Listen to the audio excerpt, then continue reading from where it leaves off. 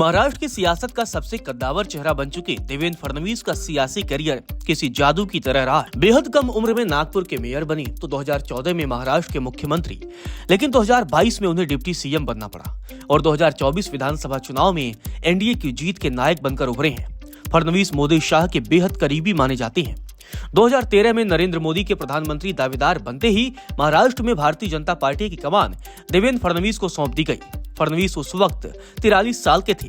कहा जाता है कि फडणवीस के नाम की सिफारिश संघ की तरफ से की गई थी। फडणवीस नागपुर के ही रहने वाले हैं, जहां संघ का मुख्यालय है। आपको बता दें, देवेंद्र फडणवीस जनसंघ और बाद में भाजपा के नेता रहे स्वर्गीय गंगाधर फडणवीस के पुत्र हैं। गंगाधर फडणवीस को भाजपा के पूर्व अध्यक्ष नितिन गडकरी अपना राजनीतिक गुरु कहते हैं।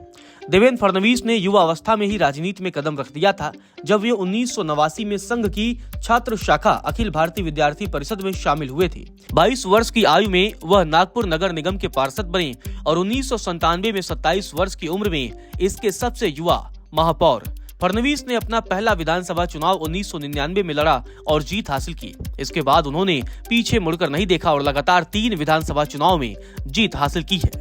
महाराष्ट्र की सियासत में देवेंद्र फडणवीस ने शरद पवार, उद्धव ठाकरे जैसे नेताओं का सियासी भविष्य ही खतरे में डाल दिया है।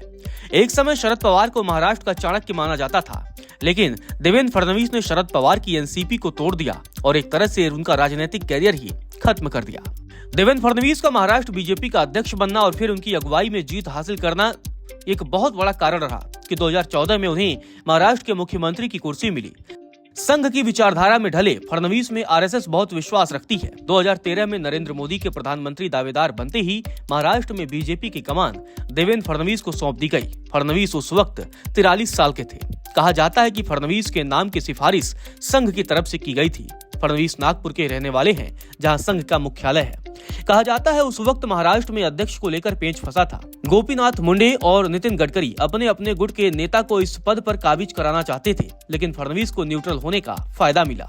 अध्यक्ष बनने के बाद फडणवीस ने महाराष्ट्र में बीजेपी के कील कांटे दुरुस्त करना शुरू कर दिया। 2014 के लोकसभा चुनाव में यूपी बिहार की तरह ही महाराष्ट्र में भी एनडीए गठबंधन ने बड़ी जीत हासिल की। इसके ठीक 6 महीने बाद हुए विधानसभा चुनाव में भारतीय जनता पार्टी सबसे बड़ी पार्टी बनकर उभरी।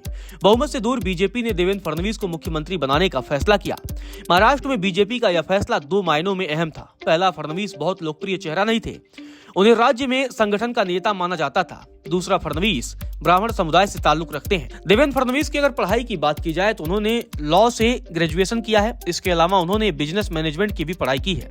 फडणवीस अपने कॉलेज के दिनों में ही एबीवीपी के सक्रिय सदस्य थे। एबीवीपी के कार्यकर्ता के तौर पर उन्होंने जमीनी स्तर पर राजनेताओं के लिए काम किया। देवेंद्र फडणवीस ने 2006 में अमृता रनडे से शादी की है। इनकी एक बेटी है जिसका नाम दिविजा फडणवीस है।